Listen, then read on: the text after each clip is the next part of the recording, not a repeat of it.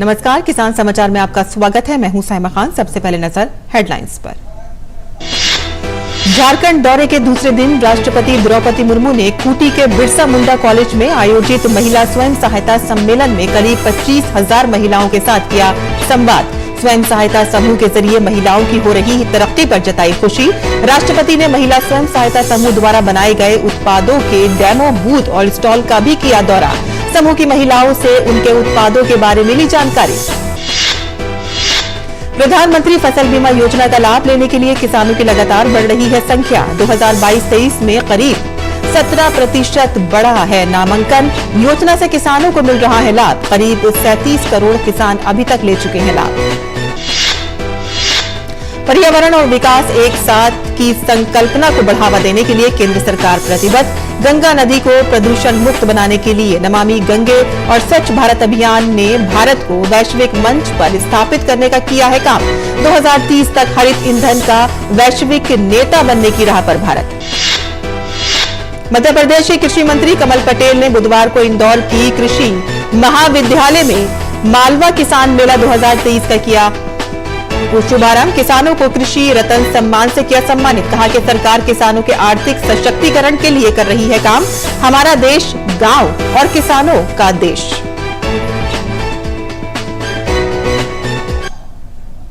और अब समाचार विस्तार से।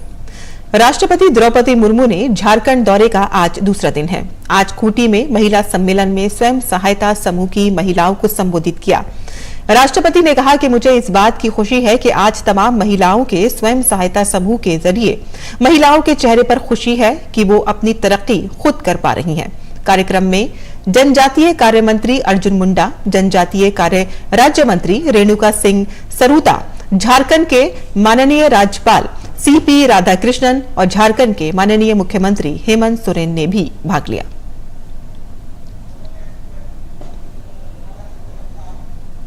महिलाओं को बहुत सारे चीजें सरकार द्वारा, टेक्नोलॉजी द्वारा, ट्रेनिंग द्वारा उनको सिखाया जाता है और कुछ रुपया महिलाओं के पास केवल धान के अलावा या फॉरेस्ट प्रोडक्ट के अलावा और कुछ भी नहीं था।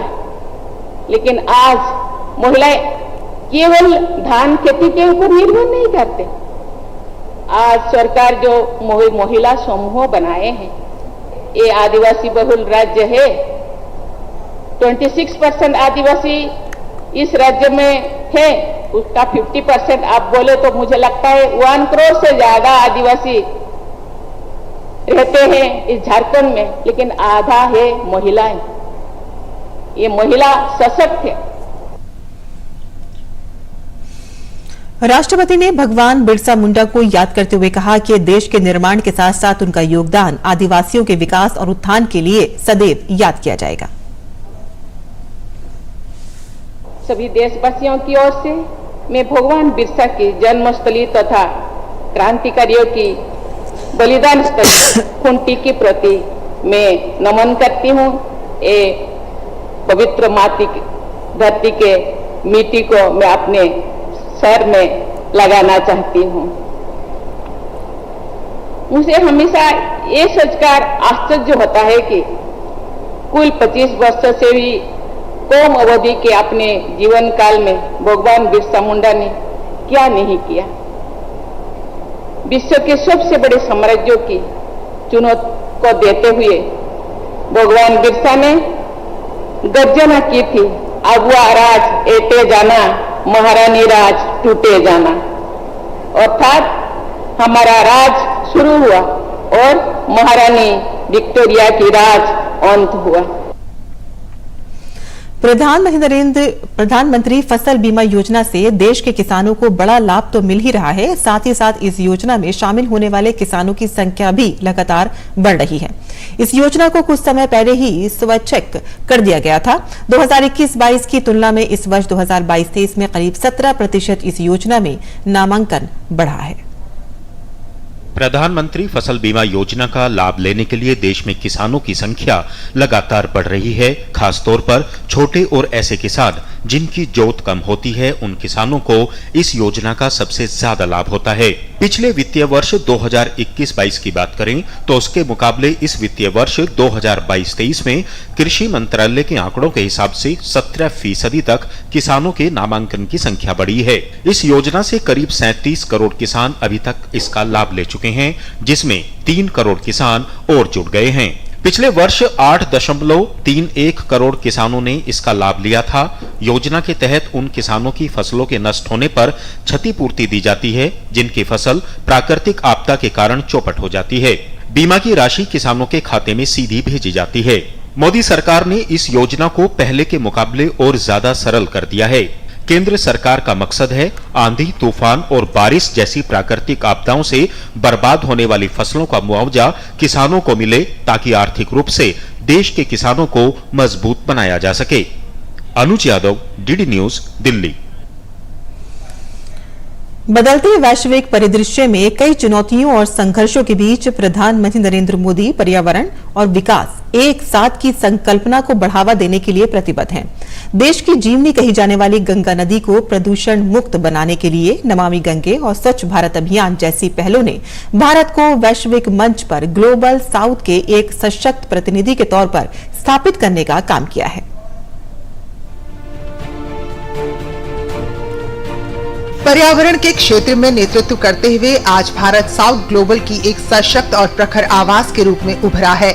इस पूरी उपलब्धि में प्रधानमंत्री नरेंद्र मोदी के दूरदर्शी नेतृत्व ने बेहद अहम भूमिका निभाई है। प्रधानमंत्री के विजन के तहत आज देश में पर्यावरणीय चुनौतियों के समाधान के लिए कई महत्वपूर्ण पहलों की शुरुआत हुई है और भारत कार्बन उत्सर्जन को 45% तक करने के लक्ष्य के साथ जलवायु परिवर्तन चुनौतियों से निपटने के लिए प्रतिबद्ध है। COP21 में अपनी इसी प्रतिबद्धता को दर्शाते हुए तय समय से पहले अपनी बिजली क्षमता के 40% को गैर जीवाश्म ईंधन से हासिल करके भारत ने उल्लेखनीय प्रगति हासिल की है।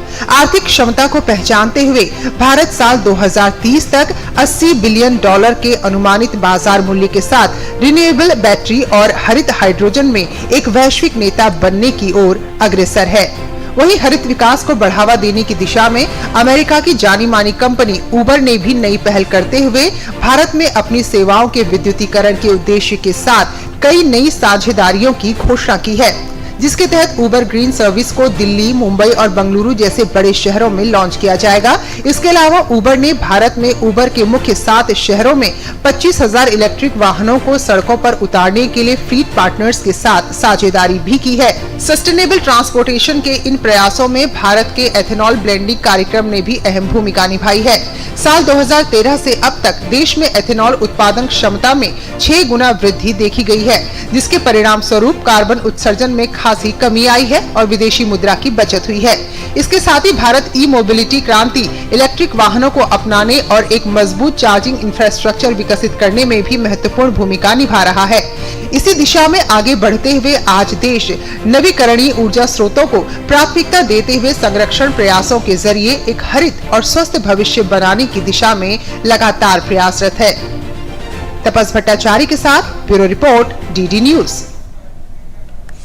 किसान कल्याण एवं कृषि विकास मंत्री कमल पटेल ने बुधवार शाम को इंदौर की कृषि महाविद्यालय में मालवा किसान मेला 2023 का शुभारंभ कर संबोधित किया। उन्होंने मेले में किसानों को कृषि रत्न सम्मान से सम्मानित किया और किसान मेले का अवलोकन भी किया। कृषि मंत्री पटेल ने कहा कि किसान मेले में उन्नत खेती करने के तरीके बताए जाएंगे, जहां बताया जाएगा कि आधुनिक खेती कैसे करें, गुणवत्ता युक्त उत्पादन कैसे हो, किसानों को अपनी उपज का अधिक से अधिक मूल्य कैसे प्राप्त हो, इन सभी का मेले में बेहतर परीक्षण मिलेगा। किसान भाइयों से आह्वान है कि वो मेले का अधिक से अधिक लाभ लें, जिससे उत्पादन वृद्धि में मदद मिल सके। मंत्री पटेल ने कहा कि किसान परिवार के बच्चे अब उच्च शिक्षित हो रहे हैं। हम सभी उन्हें खेती के साथ साथ कृषिगत व्यापार और उद्योग के लिए भी प्रोत्साहित करें। सरकार किसानों के आर्थिक सशक्तिकरण के लिए सतत प्रयासरत है।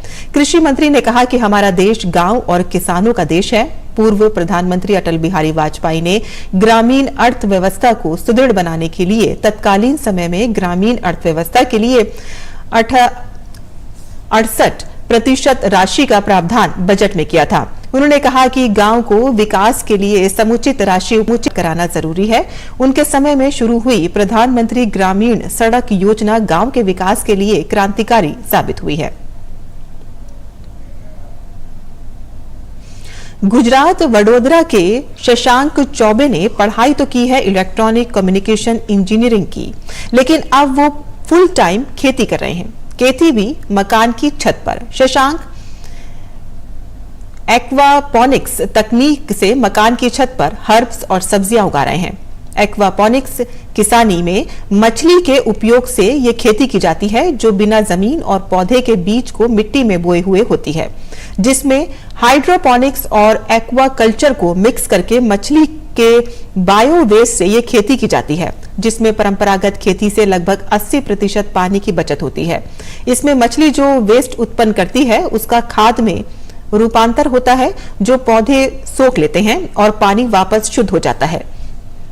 ये पूरा एक साइकिल बनता है जिसकी लागत भी काफी कम आती है और इस तरीके से उगाई जाने वाली जो सब्जी होती है वो 100% जैविक होती है। शशांक इस इको ट्रैकोलॉजी को ज्यादा से ज्यादा लोगों में फैलाना चाहते हैं, ताकि अर्बन में बसे लोग अपनी खुद के लिए शुद्ध खाना अपने घर की छत पर ही तैयार कर सकें। हाइड्रोपोनिक्स ऐसा लैटिन जैसा नाम है, उसमें हाइड्रो को अपने पानी बोल रहे हैं और फोनिक्स को हम लोग काम करने का बोल रहे हैं कि पानी के साथ काम करने का तरीका। तो पानी को अगर हम काम कर रहे हैं पेड़ों के साथ, तो पानी के अंदर क्या क्या होना चाहिए जिससे पानी का उपयोगिता हम लोग अच्छे से बना सकें।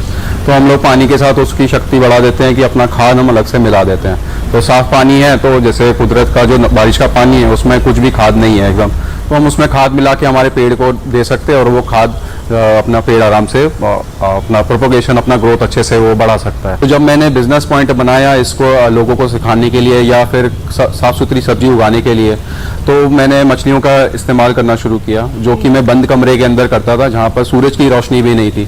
तो आर्टिफिशियल लाइट का भी इस्तेमाल का मुझे अंतर पता लगा कि सूरज की रोशनी हमें क्या देती है और हम जब उसको आर्टिफिशियली करते हैं तो हमें क्या क्या चीज़ एक्स्ट्रा देनी पड़ती है, जो वो नेचुरल जो चीज़ है वो फुलफिल हो सके। तो पेड़ को जो चाहिए वो तो एक नेचुरल ग्रोथ चाहिए उसको, जिससे उसका साफ सुथरा होता है। तो मछली का जो हम पालन करते हैं, साथ में हाइड्रोपोनिक्स कर रहे हैं, तो हम इसको एक्वापोनिक्स बोलते हैं, जिसमें मछली जो पानी गंदा करती जा रही है, अमोनिया बनाई जा रही है, उसको साफ करने के लिए हमारे पेड़ का योगदान हम उठाते हैं, फायदा उठाते हैं, और वो साफ करने के बाद साफ पानी वापस हम मछली को दे देते हैं। तो मछली का जो पॉन्ड में जो अमोनिया बढ़ते जा रहा है वो धीरे धीरे कम होता चले जाएगा, और इधर पेड़ को जो खाद चाहिए लगातार वो हम खाद भी उसको सप्लाई कर सकते हैं।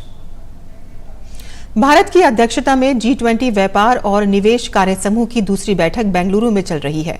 बुधवार को केंद्रीय वाणिज्य और उद्योग राज्य मंत्री अनुप्रिया पटेल तथा सोम प्रकाश ने बैठक का उद्घाटन किया। अनुप्रिया पटेल ने बैठक में अपने संबोधन में कहा कि G20 महत्वपूर्ण बहुस्तरीय मंच है, जो उन चुनौतियों को परिलक्षित करता है जिन पर विश्व को तत्काल ध्यान देने की जरूरत है। उन्होंने जोर देकर कहा कि विश्व व्यापार में निष्पक्षता और पारदर्शिता सुनिश्चित करने के लिए विश्व व्यापार संगठन WTO में सुधार आवश्यक है। बैठक के बाद दोनों केंद्रीय मंत्री कॉफी बोट, चाय बोट और एपिडा के एक्सपीरियंस जोन गए, जहां कर्नाटक की GI टैग वाली कॉफी, दक्षिण भारत की चाय और मोटे अनाज का प्रदर्शन किया गया है। And these HUPs hold great significance, as we know the prior endeavors to expedite the shift towards a paperless system have failed to gain substantial momentum.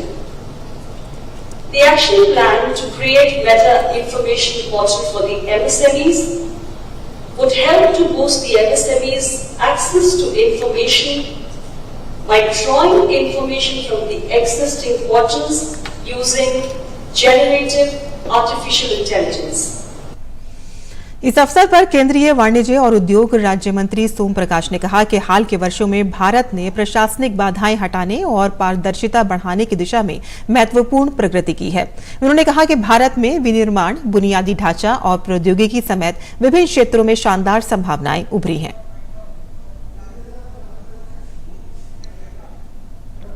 और किसान समाचार में अब बात करते हैं मंडी भाव की और देखते हैं कि क्या रहा देश भर की मंडियों का भाव।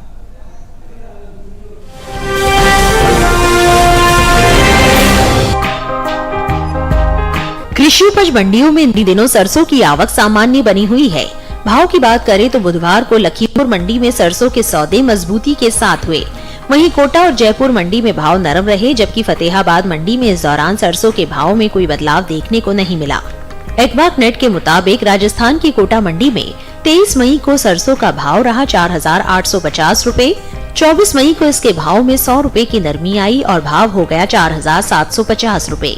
इसी तरह राज्य की ही जयपुर मंडी में सरसों के भाव में गिरावट दर्ज की गई।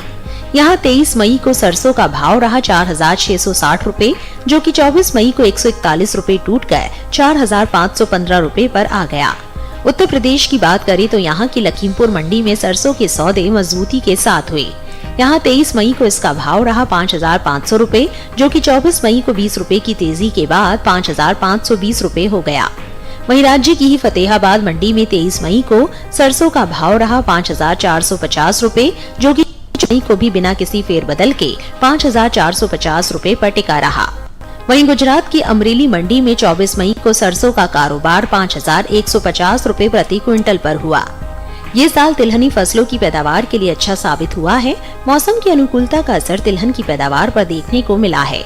इस साल कुल तिलहन की उपज का रिकॉर्ड टूटने जा रहा है। कृषि मंत्रालय की ओर से जारी दूसरे अग्रिम अनुमान के मुताबिक देश में घरेलू स्तर पर कुल तिलहन की पैदावार रिकॉर्ड स्तर पर पहुंच गई है। साल 2022-23 के दौरान कुल तिलहन की पैदावार 400,01,000 टन होने का अनुमान है, जो पिछले वर्ष के तिलहन उत्पादन की तुलना में 20,38,000 टन अधिक है। जबकि बीते साल इस दौरान कुल तिलहन की उपज 379,63,000 टन रही थी। वहीं बात सरसों की करें तो इस साल देश में रिकॉर्ड सरसों की पैदावार अनुमानित है। कृषि मंत्रालय के मुताबिक साल 2022-23 के दौरान 128,18,000 टन सरसों पैदा होने का अनुमान है, जो सीजन की पैदावार 119,63,000 टन से 8,55,000 टन अधिक है।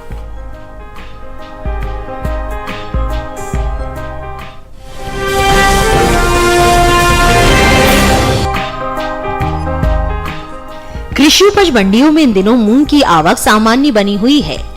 भाव की बात करें तो खातेगांव और सुल्तानपुर मंडी में मूंग के सौदे मजबूती के साथ हुए।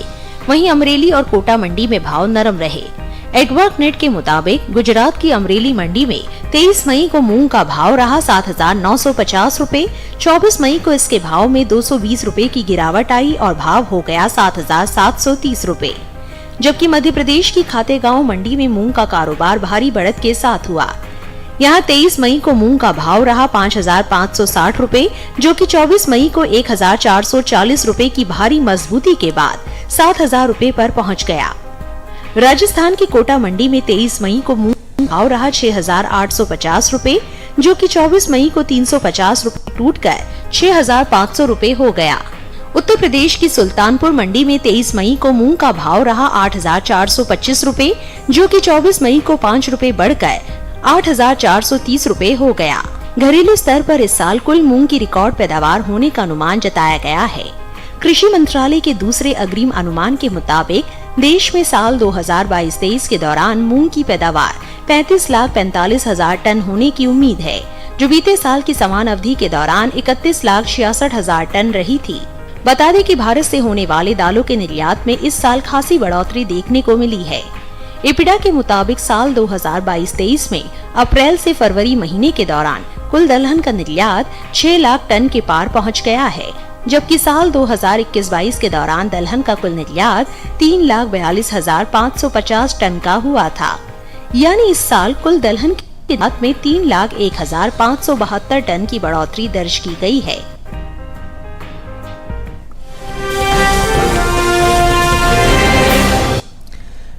और मंडी भाव के बाद अब बात करते हैं मौसमी खेती की। किसान इस मौसम में कैसे रखें अपनी खेती का ख्याल, आइए देखते हैं।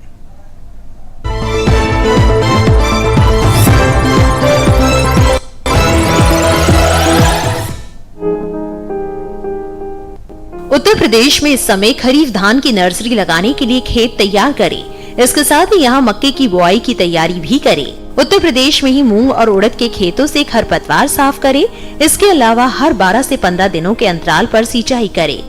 यही जो किसान जायद मूंग की बुआई करना चाहते हैं, वे 20 से 25 किलोग्राम प्रति हेक्टेयर की दर से बुआई कर ले।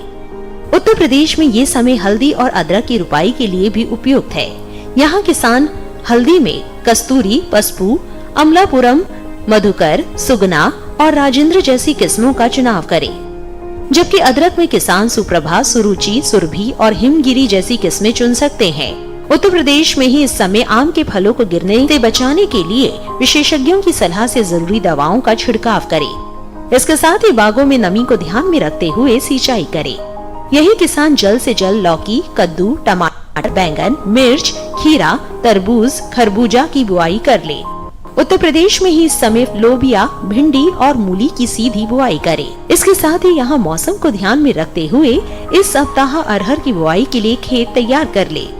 वहीं दिल्ली और उसके आसपास के किसान इस समय सब्जियों, बागों और चारा फसलों में जरूरत के अनुसार सिंचाई करें। इसके साथ ही यहाँ इस सप्ताह ढैंचा और सनई जैसी चारा फसलों की बुआई कर सकते हैं। यही इस समय चारा फसल के रूप में ज्वार, बाजरा और मक्के की बुआई भी की जा सकती है। दिल्ली एनसीआर के किसान अरहर और कपास की बुआई के लिए खेत तैयार करें। इसके अलावा यहाँ रबी फसलों की कटाई के बाद किसान खेतों की मिट्टी की जांच करवाएं।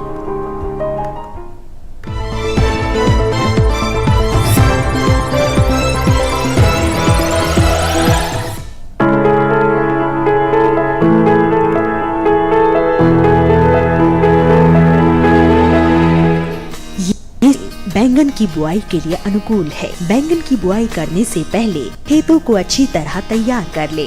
खेतों की जुताई कर जमीन को समतल कर ले। बुआई करते समय पौध से पौध की दूरी 60 सेंटीमीटर और पंक्ति से पंक्ति की दूरी 60 से 75 सेंटीमीटर रखें। किसान बैंगन की कई किस्मों की बुआई इस समय कर सकते हैं, जैसे पूसा श्यामला। बैंगन की ये किस्म लंबे आकार की होती है। इस किस्म की बुआई पंजाब, उत्तर प्रदेश, बिहार और झारखंड में कर सकते हैं। इस किस्म की 1 हेक्टेयर में 390 क्विंटल पैदावार ले सकते हैं। इसकी शाखाएं सीधी होती है और पौधा कांटा रहित होता है। पूसा पर्पल क्लस्टर की बुआई भी की जा सकती है। ये किस्म उत्तरी भारत के मैदानी और पर्वतीय इलाकों के लिए अच्छी होती है। 1 हेक्टेयर में 200 क्विंटल पैदावार ली जा सकती है। इसकी लंबाई 10 से 12 सेंटीमीटर होती है। इसका रंग गहरा बैंगनी होता है। इसके अलावा पूसा अंकुर की बुआई की जा सकती है।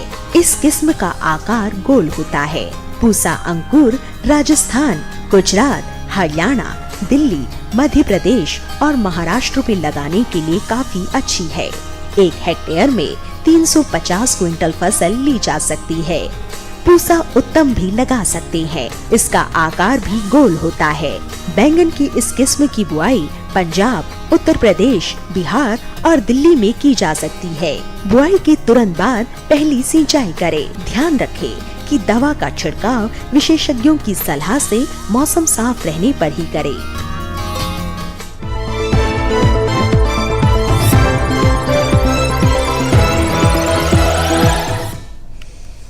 और खेती किसानी से जुड़ी खबरों के बाद आइए अब नजर डालते हैं कुछ और खबरों पर। खास खबर में प्रधानमंत्री नरेंद्र मोदी ने आज देहरादून से दिल्ली के लिए पहली वंदे भारत एक्सप्रेस को वीडियो कॉन्फ्रेंसिंग के माध्यम से हरी झंडी दिखाकर रवाना किया। उत्तराखंड में ये पहली वंदे भारत एक्सप्रेस ट्रेन है। प्रधानमंत्री नरेंद्र मोदी 3 देशों जापान, पपुआ न्यू गिनी और ऑस्ट्रेलिया की अपनी सफल यात्रा के बाद आज स्वदेश लौट आए हैं। 6 दिवसीय सफल यात्रा के बाद वतन वापसी पर प्रधानमंत्री नरेंद्र मोदी का दिल्ली के पालम हवाई अड्डे पर भव्य स्वागत किया गया। राष्ट्रपति द्रौपदी मुर्मू ने आज झारखंड के खूंटी में महिला सम्मेलन में स्वयं सहायता समूह की महिलाओं को संबोधित किया। राष्ट्रपति ने कहा कि मुझे इस बात की खुशी है कि आज स्वयं सहायता समूहों के जरिए महिलाओं के चेहरे पर खुशी है और वो अपनी तरक्की खुद कर पा रही हैं। उत्तराखंड के मुख्यमंत्री पुष्कर सिंह धामी ने प्रधानमंत्री नरेंद्र मोदी का आभार जताते हुए कहा कि वंदे भारत के शुरू होने से राज्य में पर्यटकों की संख्या में इजाफा होगा। नए संसद भवन के उद्घाटन समारोह के बहिष्कार के विपक्ष के फैसले पर उत्तराखंड के मुख्यमंत्री पुष्कर सिंह धामी ने पलटवार किया है। उन्होंने कहा कि जब भी देश में कोई भी शुभ काम होता है जिससे देश का मान सम्मान बढ़ता है, तब कांग्रेस हर कार्य में विघ्न डालती है।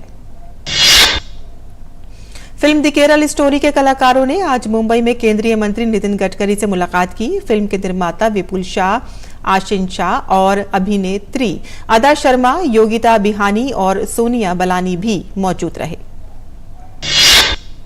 जम्मू कश्मीर में पुंछ के बस्तर में नदी के प्रवाह में 2 महिलाओं के बहने की घटना सामने आई है। दोनों में से एक का रेस्क्यू किया गया है और दूसरी की तलाश जारी है। जम्मू कश्मीर के पुलवामा जिले के अवंतीपोरा में एक तेज रफ्तार ट्रक ने नियंत्रण खोकर सीआरपीएफ की गाड़ी को टक्कर मार दी, जिसमें सीआरपीएफ के 2 जवान घायल हो गए हैं। घायल जवानों को अस्पताल में दाखिल कराया गया है। दिल्ली के न्यू फ्रेंड्स कॉलोनी इलाके में मसीहगढ़ चौक के पास महारानी बाग की ओर जा रही डीटीसी की क्लस्टर बस के नियंत्रण खोने से 5 वाहनों से उसकी टक्कर हो गई और हादसे में एक व्यक्ति की मृत्यु हो गई है और 5 लोग घायल हो गए हैं। घायलों को अस्पताल ले जाया गया है, जिसमें से 2 की हालत गंभीर बताई जा रही है। राजस्थान के मुख्यमंत्री अशोक गहलोत के खिलाफ केंद्रीय मंत्री गजेंद्र सिंह शेखावत द्वारा दायर मानहानि का मामले में दिल्ली पुलिस ने अपनी रिपोर्ट आज राउस एवेन्यू कोर्ट में पेश की है। कोर्ट रिपोर्ट पर अगली सुनवाई 1 जून को करेगा। और किसान समाचार में आज के लिए बस इतना ही। अनुमति दें। नमस्कार।